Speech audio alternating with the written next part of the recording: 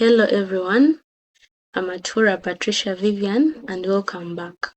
So in this video, we are diving into more key concepts of search strategy. So whether you're refining your research skills or optimizing for better results, understanding these components will help you to get the most relevant information. So let's get started. So here we are. Today we are looking at more two key components, which are the last ones. So we'll start with our introduction. Once again, I'm Patricia. So here we are. So now we're going to part 3. So we look at other components. We see how they can be used. So our first component for this section is data selection. So data selection refers to choosing appropriate sources and filtering information to ensure high quality, relevant results. Because not all data is equally important. So a strong search strategy requires careful selection of sources. I can give an example of a business person researching on consumer trends, in e-commerce. What should that person consider? Number 1, that person should consider the strong sources. For example, market research reports and government statistics, and also peer-reviewed studies. These ones will give data that is of high quality and data will be trusted. So that is for data selection. I can also talk about it in a way that for data selection, you have to prioritize the recent reports to reflect on the current market behavior. And in this, you can consider by date. If you look at some dates, you have to look at the recent dates to see that you get the recent information that will give you what you want. And if it is an industry, you have to focus on the e-commerce reports instead of the general retail, because the general retail will have all information, the one that is unfiltered.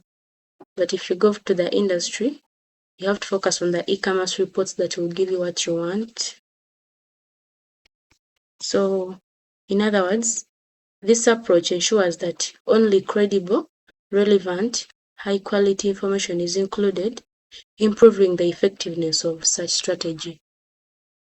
That is for data selection. So we go to another component.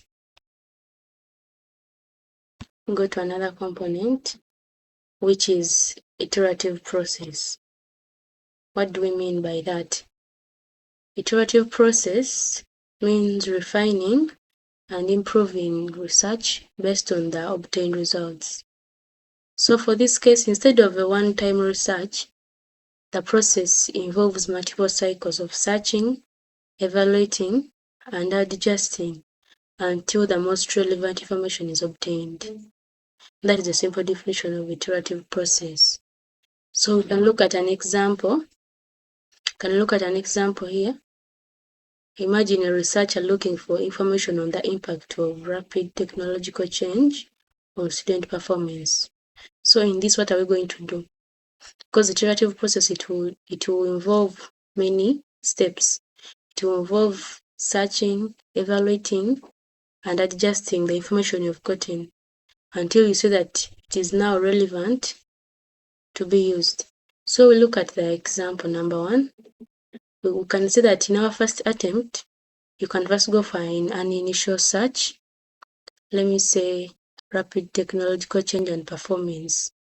And if you search it in this way, what are you going to get? You'll find that your results will be too wide with general articles but few studies because you've not been specific. So now when we go to the step of refinement, what do we see? We see that in this you're going to adjust your search terms. If it is rapid technological change and performance, but remember we talked of student performance, so you have to include in academics. And for this one, you can also include a case study And by this, you're going to look at your results being more focused. But again, you've not put a time limit.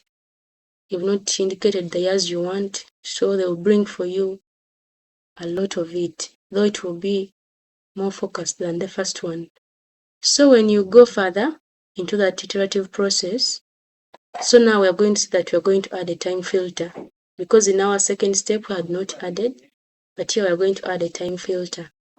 Let me say rapid technological change and performance in academics, a case study of 2022. So now there we have been specific. So we'll find that the results we have gotten are more relevant, specific, and the recent studies. There you will have gotten what you want specifically. It will not be relevant, so you'll have gotten what you want. That is all for iterative process. So we look at some key takeaways, because this was our last section of the search strategies.